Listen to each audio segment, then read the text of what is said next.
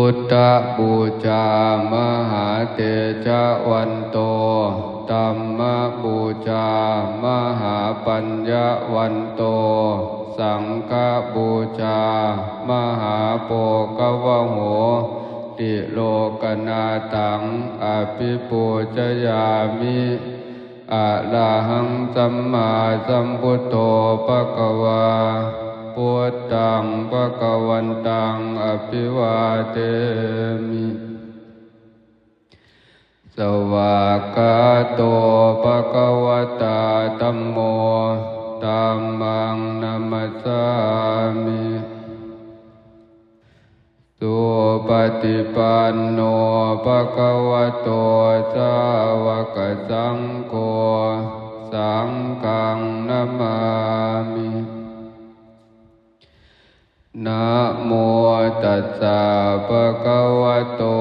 อะระหะโตสัมมาสัมพุทธัสสะนะโมตัสสะภะคะวะโตอะระหะโตสัมมาสัมพุทธัสสะนะโมตัสสะ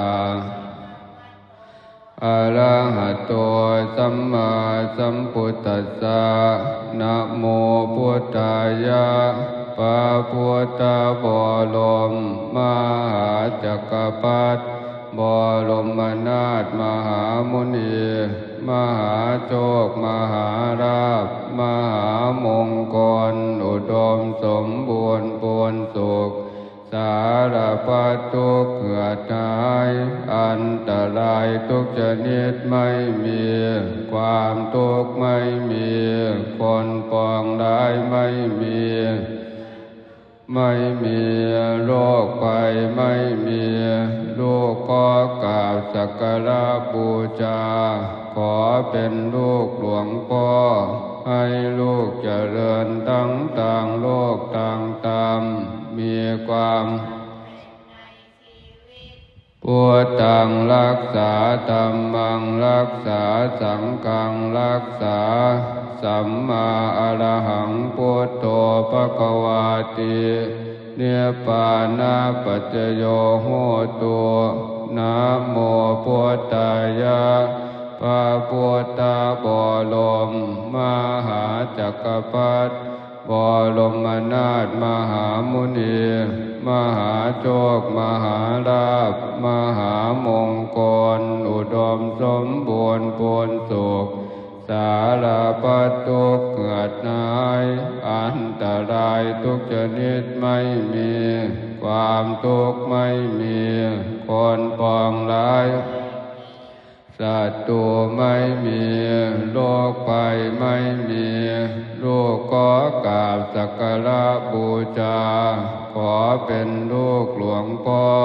ให้ลูกเจริญทั้งทางโลกทางธรรมมีความสำเร็จในชีวิตพุทธังรักษาสังฆังรักษาสัมมาอรหังพุทโธภควาตินิพพานาปัจจโยโหตุนะโมพุทธายะพระพุทธบรมมหาจักรพรรดิบรมนาถมหามุนีมหาโชคมหาราภมหามงคลอุดมสมบูรณ์ผลสุขสารพัดทุกข์เกิดหายอันตรายทุกชนิดไม่มีความทุกข์ไม่มีคนปองร้ายไม่มีศัตรูไม่มีลูกขอกราบสักการะบูชาขอเป็นลูกหลวงพ่อให้ลูกเจริญทั้งทางโลกทางธรรมมีความสำเร็จในชีวิตพุทธังรักษาธัมมังรักษาสังฆังรักษาสัมมาอรหังพุทโธภควาตินิพพานาปัจจโยโหตุนะโมพุทธายะพระพุทธบรมมหาจักรพรรดิบรมนาถ มหาโชคมหาลาภมหามงคลอุดมสมบูรณ์ผลสุขสารพัดทุกข์เหงื่อหายอันตรายทุกชนิดไม่มีความทุกข์ไม่มีคนปองร้ายไม่มีศัตรูไม่มีโรคภัยไม่มีกราบสักการะบูชาขอเป็นลูกหลวงพ่อให้ลูกเจริญทั้งทางโลกทางธรรมมีความสำเร็จในชีวิตพุทธังรักษาธัมมังรักษาสังฆังรักษาสัมมาอรหังพุทโธภควาตินิพพานาปัจจโยโหตุนะโมพุทธายะพระพุทธบรมมหาจักรพรรดิบรมนาถมหามุนีมหาโชคมหาลาภมหามงคลอุดมสมบูรณ์ผลสุข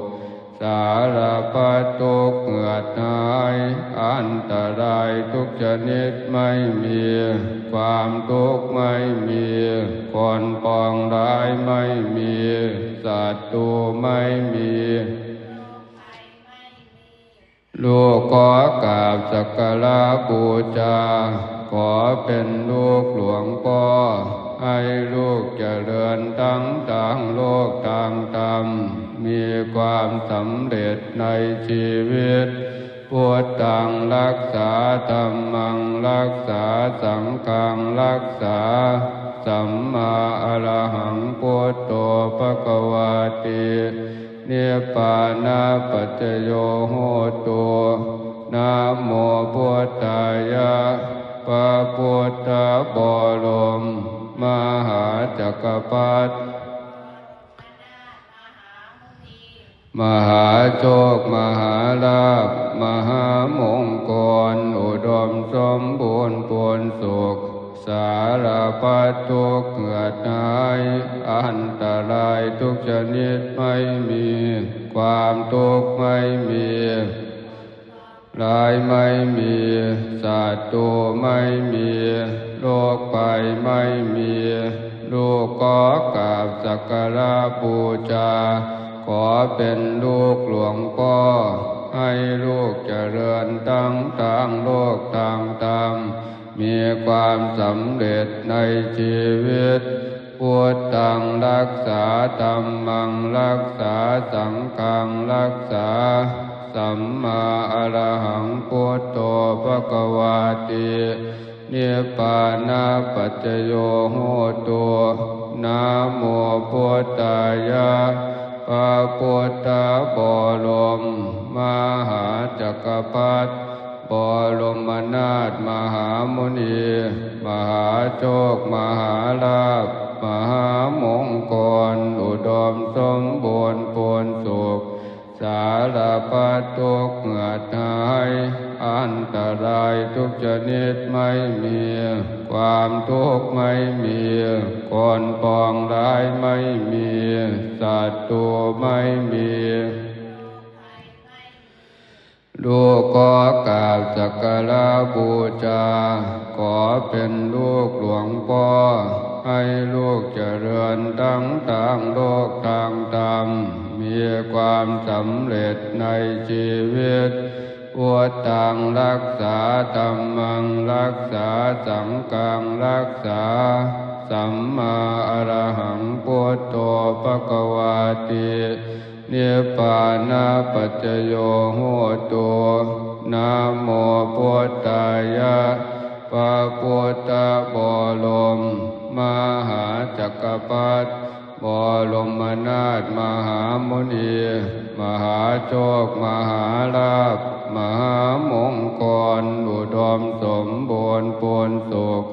สารพัดทุกข์เหงื่อหายอันตรายทุกชนิดไม่มีความทุกข์ไม่มี ศัตรูไม่มีโรคภัยไม่มีลูกก็กราบสักการะบูชาขอเป็นลูกหลวงพ่อให้ลูกเจริญทั้งทางโลกทางธรรมมีความสำเร็จในชีวิตพุทธังรักษาธัมมังรักษาสังฆังรักษาสัมมาอรหังพุทโธภควาตินิพพานะปัจจโยโหตุนะโมพุทธายะพระพุทธบรมมหาจักรพรรดิบรมนาถมหามุนีมหาโชคมหาลาภมหามงคลอุดมสมบูรณ์ผลสุขสารพัดทุกข์เหงื่อตายอันตรายทุกชนิดไม่มีความทุกข์ไม่มีคนปองร้ายไม่มีศัตรูไม่มีลูกก็กราบสักการะบูชาขอเป็นลูกหลวงพ่อให้ลูกเจริญทั้งทางโลกทางธรรมมีความสำเร็จในชีวิตพุทธังรักษาธัมมังรักษาสังฆังรักษาสัมมาอรหังพุทโธภควาตินิพพานะปัจจโยโหตุนะโมพุทธายะพระพุทธบรมมหาจักรพรรดิบรมนาถมหามุนีมหาโชคมหาลาภมหามงคลอุดมสมบูรณ์ผลสุขสารพัดทุกข์เกิดหายอันตรายทุกชนิดไม่มีความทุกข์ไม่มีคนปองร้ายไม่มีศัตรูไม่มีลูกขอกราบสักการะบูชาขอเป็นลูกหลวงพ่อให้ลูกเจริญทั้งทางโลกทางธรรมมีความสำเร็จในชีวิตพุทธังรักษาธัมมังรักษาสังฆังรักษาสัมมาอรหังพุทโธภควาตินิพพานะปัจจโยโหตุนะโมพุทธายะพระพุทธบรมมหาจักรพรรดิบรมนาถมหามุนีมหาโชคมหาลาภมหามงคลอุดมสมบูรณ์ผลสุขสารพัดทุกข์เหงื่อหายอันตรายทุกชนิดไม่มีคนปองร้ายไม่มีศัตรูไม่มีโรคภัยไม่มีลูกก็กราบสักการะบูชาขอเป็นลูกหลวงพ่อให้ลูกเจริญทั้งทางโลกทางธรรมมีความสำเร็จในชีวิตพุทธังรักษาธัมมังรักษาสังฆังรักษาสัมมาอรหังพุทโธภควาติ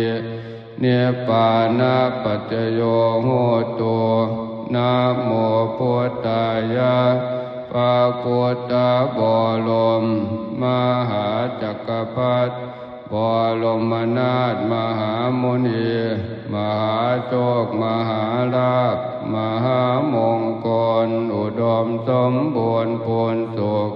สารพัดทุกข์เหงื่อหายอันตรายทุกชนิดไม่มีความทุกข์ไม่มีคนปองร้ายไม่มีศัตรูไม่มีโรคภัยไม่มีลูกขอกราบสักการะบูชาขอเป็นลูกหลวงพ่อให้ลูกเจริญทั้งทางโลกทางธรรมมีความสำเร็จในชีวิตพุทธังรักษาธัมมังรักษาสังฆังรักษา สัมมาอรหังพุทโธภควาตินิพพานะปัจจโยโหตุนะโมพุทธายะพระพุทธบรมมหาจักรพรรดิบรมนาถมหามุนีมหาโชคมหาลาภมหามงคลอุดมสมบูรณ์ผลสุขสารพัดทุกข์เหงื่อหายอันตรายทุกชนิดไม่มีความทุกข์ไม่มีคนปองร้ายไม่มีศัตรูไม่มีโรคภัยไม่มีลูกขอกราบสักการะบูชาขอเป็นลูกหลวงพ่อให้ลูกเจริญทั้งทางโลกทางธรรมมีความสำเร็จในชีวิตพุทธังรักษาธัมมังรักษาสังฆังรักษาสัมมาอรหังพุทโธภควาตินิพพานะปัจจโยโหตุนะโมพุทธายะมหาจักรพรรดิบรมนาถมหามุนีมหาโชคมหาลาภมหามงคลอุดมสมบูรณ์ผลสุขสารพัดทุกข์เหงื่อหายอันตรายทุกชนิดไม่มีความทุกข์ไม่มีคนปองร้ายไม่มีศัตรูไม่มีโรคภัยไม่มีลูกขอกราบสักการะบูชาขอเป็นลูกหลวงพ่อให้ลูกเจริญทั้งทางโลกทางธรรมมีความสำเร็จในชีวิตพุทธังรักษาธัมมังรักษาสังฆังรักษาสัมมาอรหังพุทโธภควาตินิพพานะปัจจโยโหตุนะโมพุทธายะพระพุทธบรมมหาจักรพรรดิบรมนาถมหามุนีมหาโชคมหาลาภ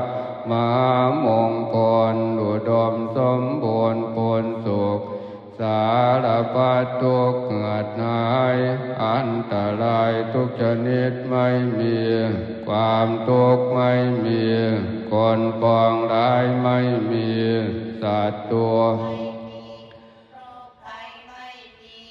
ลูกขอกราบสักการะบูชา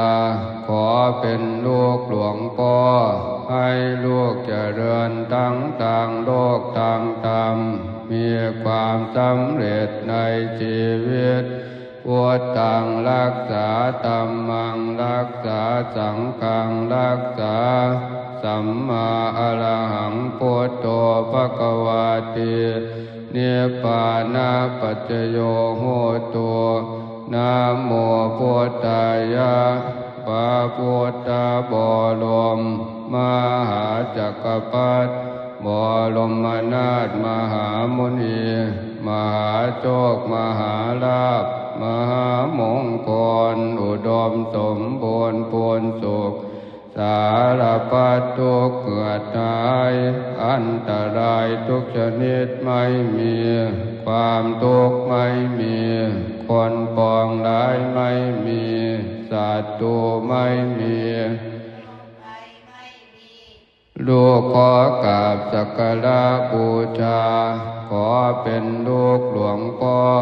ให้ลูกเจริญทั้งทางโลกทางธรรมมีความสำเร็จในชีวิต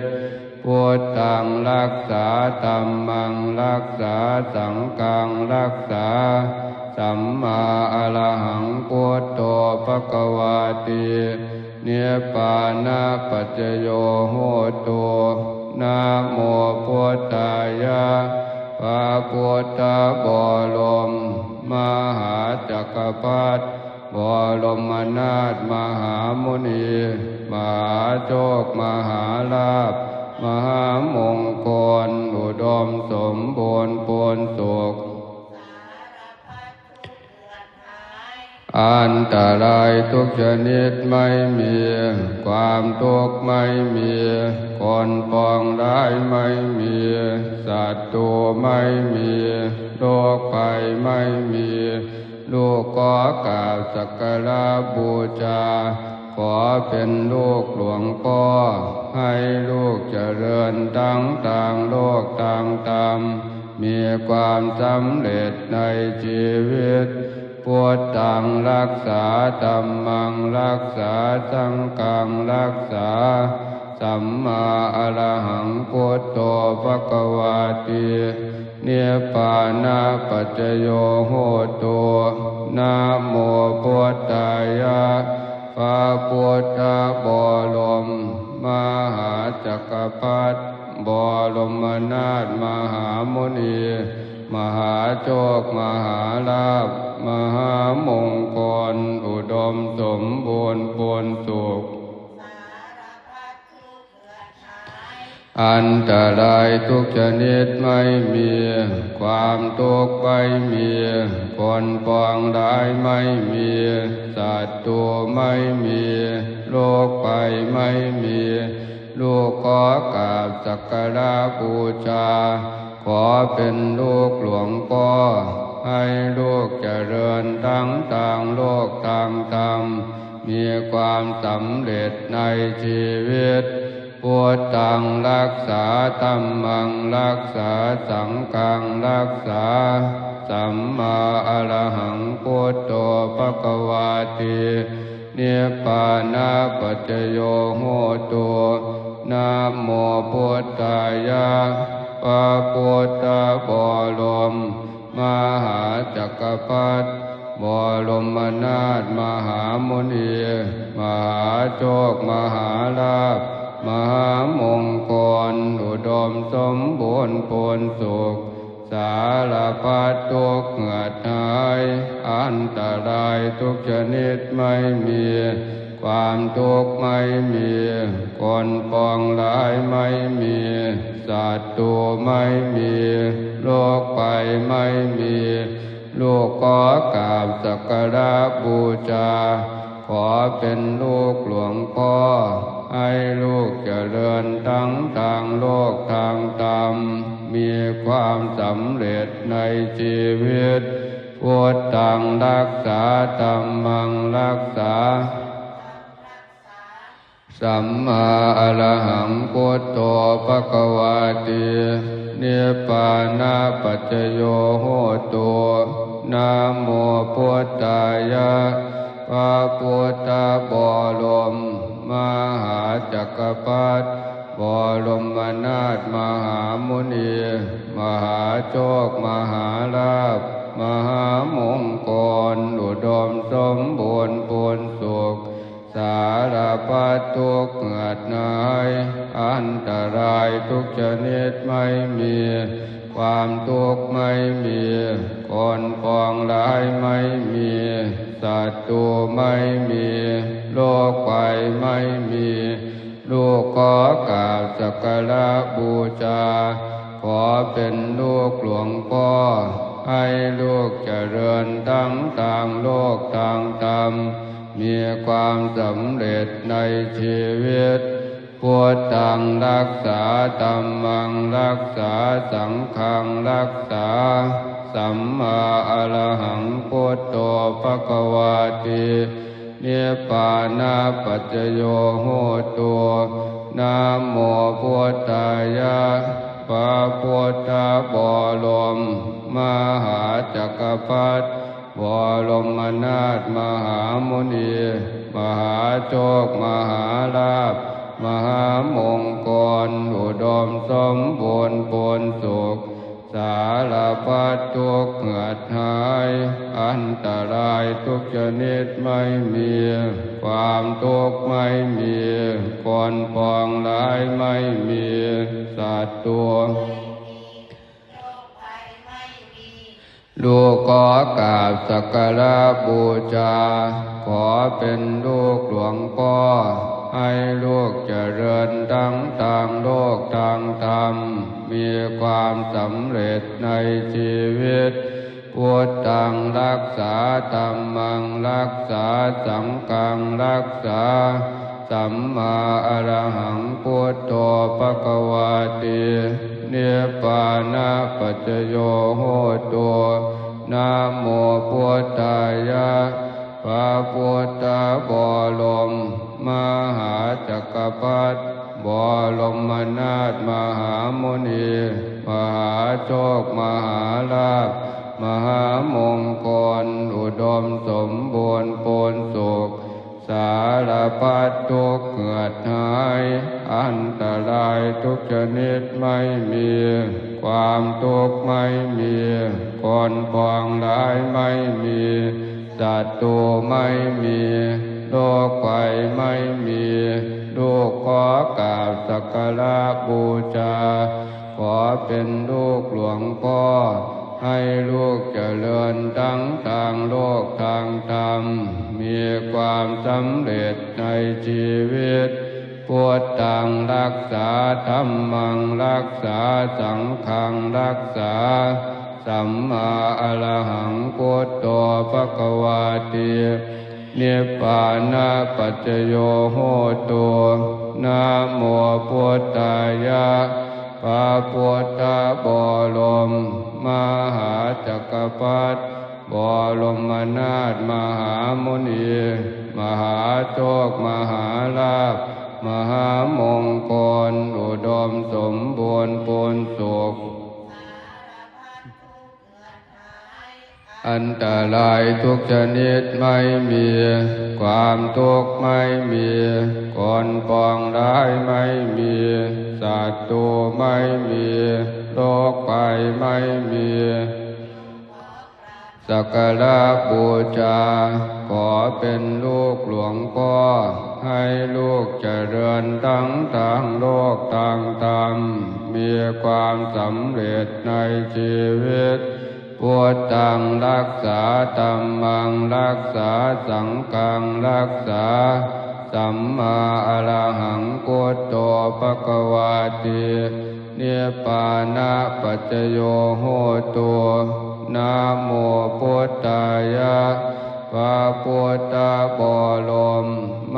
หาจักรพรรดิบรมนาถมหามุนีมหาโชคมหาลาภมหามงคลอุดมสมบูรณ์พูนสุขสารพัดทุกข์เกิดหายอันตรายทุกชนิดไม่มีความทุกข์ไม่มีคนปองร้ายไม่มีศัตรูไม่มีลูกขอกราบสักการะบูชาขอเป็นลูกหลวงพ่อให้ลูกเจริญทั้งทางโลกทางธรรมมีความสำเร็จในชีวิตพุทธังรักษาธัมมังรักษาสังฆังรักษาสัมมาอรหังพุทโธภควาตินิพพานะปัจจโยโหตุนะโมพุทธายะพระพุทธบรมมหาจักรพรรดิบรมนาถมหามุนีมหาโชคมหาลาภมหามงคลอุดมสมบูรณ์พูนสุขสารพัดทุกข์เกิดหายอันตรายทุกชนิดไม่มีความทุกข์ไม่มี